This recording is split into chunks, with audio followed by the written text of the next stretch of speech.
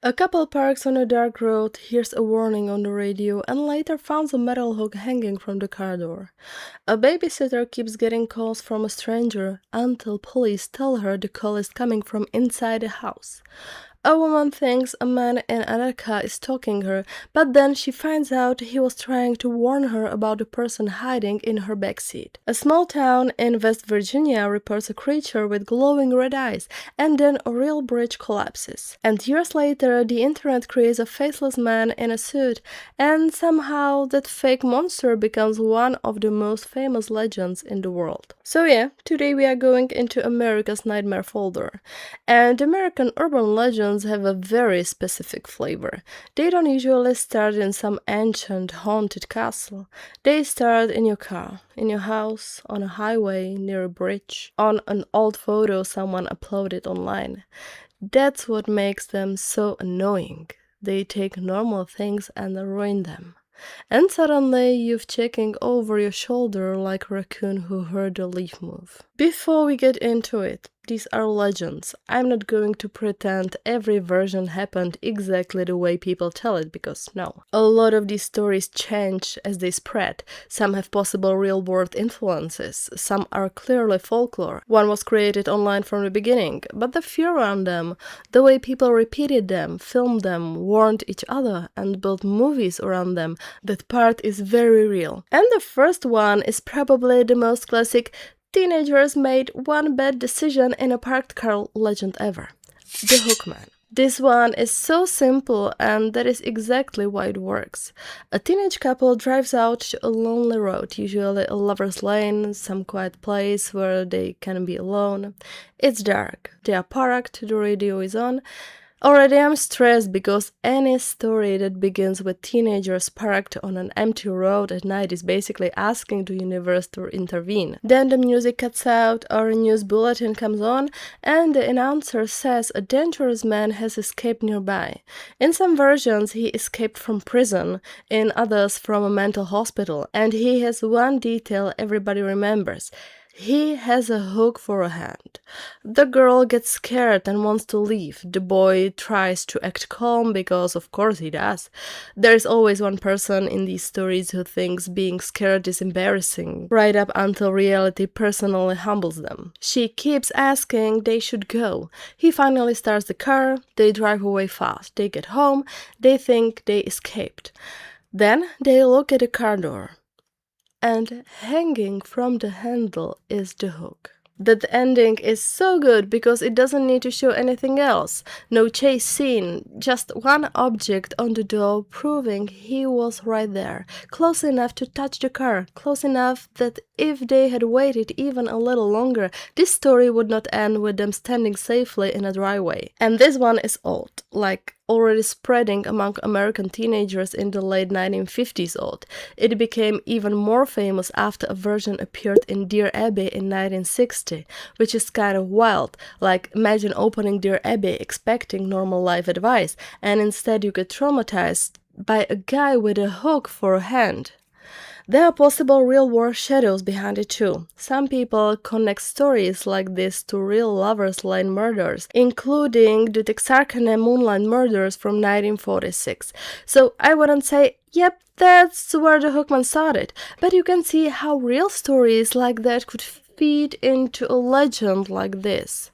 What we can say is that America already had this fear sitting there. Teenagers in cars, empty roads, parents worried about what kids were doing at night, random violence. The legend took all of that and gave it one final image: the hook on the door. And yes, there's a very obvious warning inside the story. It's basically adults saying, don't park alone with your boyfriend at night or a man with a hook will appear. Very reasonable, extremely normal parenting strategy. And you can see why people kept telling it. It takes like 30 seconds and then you are stuck with that one image. The hook still hanging from the door, and after you hear it, a dark parked car feels a little less romantic and a lot more like a terrible idea. Now, we leave the car and go into the house, which should feel safer. It does not. The next one is the babysitter and the man upstairs. A teenage girl is babysitting at night. The kids are asleep upstairs. She's downstairs, maybe watching TV, maybe doing homework or eating snacks from the family's kitchen because, come on, that is basically part of the babysitting contract. The house is quiet, too quiet. Then the phone rings. She answers. A strange voice says something like, "Have you checked the children?" She hangs up. Creepy, but maybe it's just a prank. Then the phone rings again. Same voice, same question. "Have you checked the children?" Now, it's not funny anymore. In some versions, the caller breathes into the phone. In some, he laughs. In some, he barely says anything, which is somehow worse. A loud, crazy voice is scary, yes, but a calm voice on the phone at night? Absolutely not. I do not want that energy in my kitchen. The babysitter calls the police. They tell her to keep him on the line so they can trace the call. The phone rings again. She answers again. Then the police call back. And they tell her the line everyone remembers. The calls are coming from inside the house. And that line still works, because until that moment you think the caller is out there somewhere, creepy, yes, but far away. Then the police tell her he's already in the house. And that when it hits you, the calls weren't coming from some creepy guy far away. He was already in the house the whole time. And the babysitter isn't only scared for herself, she's responsible for the kids. That's what makes it feel heavier. She's young, alone in someone else's house, and the one thing she's supposed to do is keep the children safe. Then she finds out the threat was inside before she even understood what was happening. This legend is usually traced as a circulating urban legend from the 1960s. Some later discussions connected to the unsolved 1950s murder of Janet Christman, a teenage babysitter in Missouri. But no, I wouldn't say this legend came from that case. But you can understand why people connect them. A real babysitter, a real house, and a real unsolved murder. That kind of fear sticks. That happens a lot with urban legends. People want a scary story to have a real one behind it, because it makes the whole thing feel worse. And this story became huge in horror culture. You can feel it in Black Christmas from 1974, and When a Stranger Calls from 1979, creepy phone calls, babysitter alone at night, danger already inside the house. That setup became part of the horror language. The thing that gets me is how normal it starts. Babysitting is such an ordinary job. You are in a nice house, the parents trust you, the kids are sleeping, maybe you are bored, maybe the TV volume is low, maybe every little sound upstairs suddenly feels louder than it should. Then the phone rings again, and that phrase, "Have you checked the children?" starts sounding less like a question and more like a threat. Because maybe he's not asking, maybe he already knows. Now we got back to cars, but this next one has one of the best twists in American urban legends. The killer in the backseat. A woman is driving alone at night. She notices a car behind her.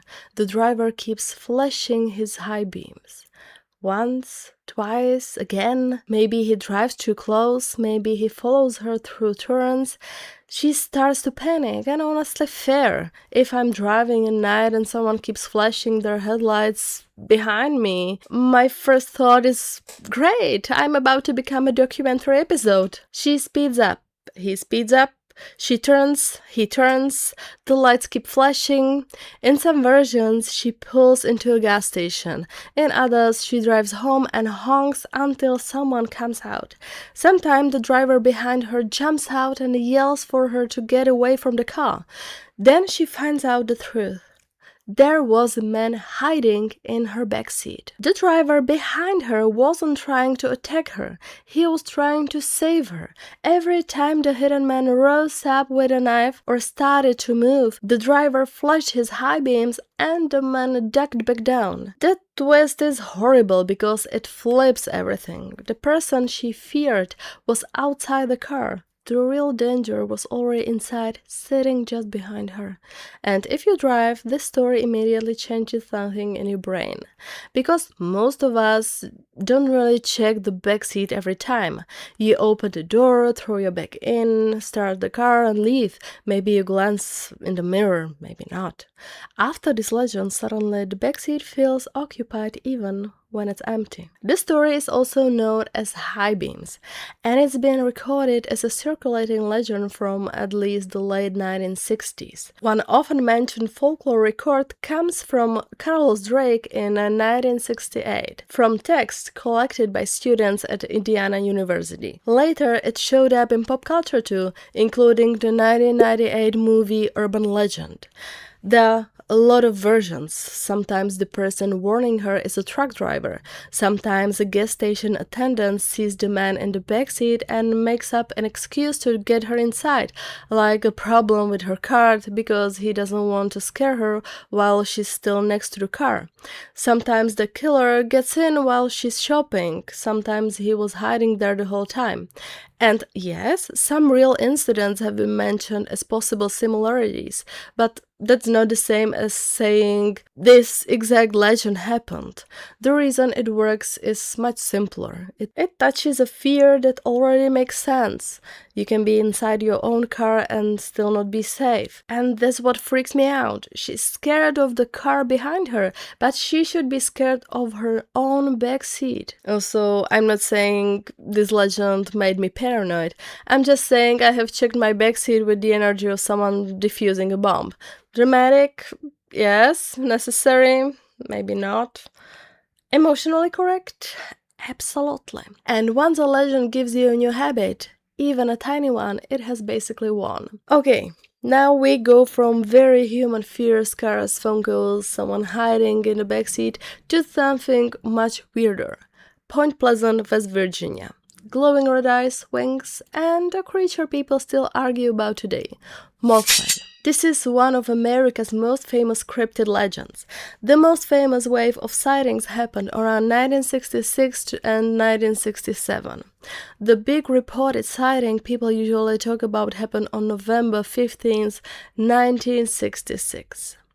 Two young couples, Roger and Linda Scarberry and Steve and Mary Millett, said they saw something near an area known as TNT area, an old World War II munition site. And already, I'm sorry, but a place called the TNT area does not need extra help being creepy. They described a large dark creature with glowing red eyes. Some versions mention wings. Some say it moved fast. Some say it followed their car as they drove toward Point Pleasant. The next day, November 16th, the Point Pleasant Register ran a report with a headline describing a man-sized bird or creature or something. And that uncertainty is part of why the story feels so strange. People weren't even sure what category to put it in. Bird? Man? Creature? Something? After that, more stories came in. People reported strange sightings around roads, fields, and old industrial areas. Mothman became this shape at the edge of town. Red eyes, wings, dark body, something you see for a second and then spend the rest of your life trying to explain. Then, on November 15th, 1967, the Silver Bridge collapsed during rush hour. 46 people died. This was a real tragedy. But the bridge collapse has a real engineering explanation. Investigations pointed to a structural failure in the bridge system. Mothman did not cause the bridge to fall. But after the collapse, people started connecting the sightings to the tragedy. The idea grew that maybe Mothman was not only a creature, maybe he was a warning. Maybe people had been seeing something before something terrible happened. That connection became especially famous through John Keel's 1975 book The Mothman Prophecies and later the 2002 movie. There are skeptical explanations too. Some people suggested the sightings could have been large birds like cranes, herons, or owls seen in bad lighting.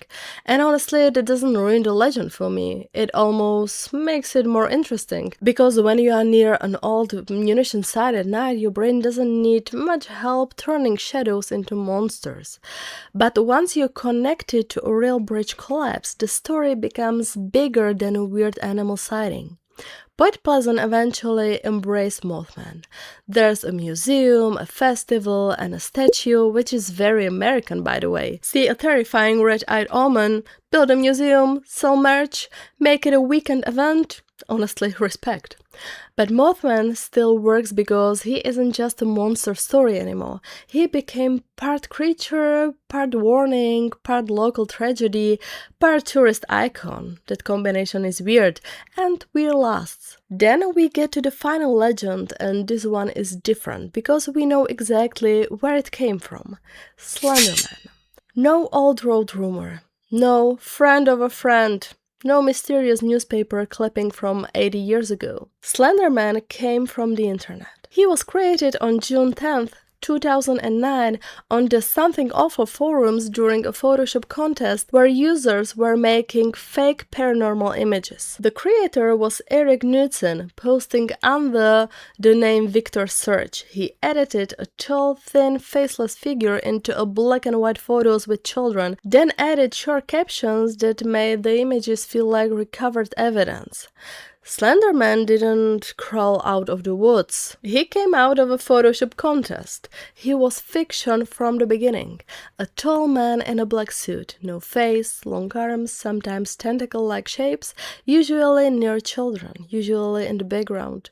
Always too calm. He looked like something your brain almost understands, but not quite. Then people started adding to him.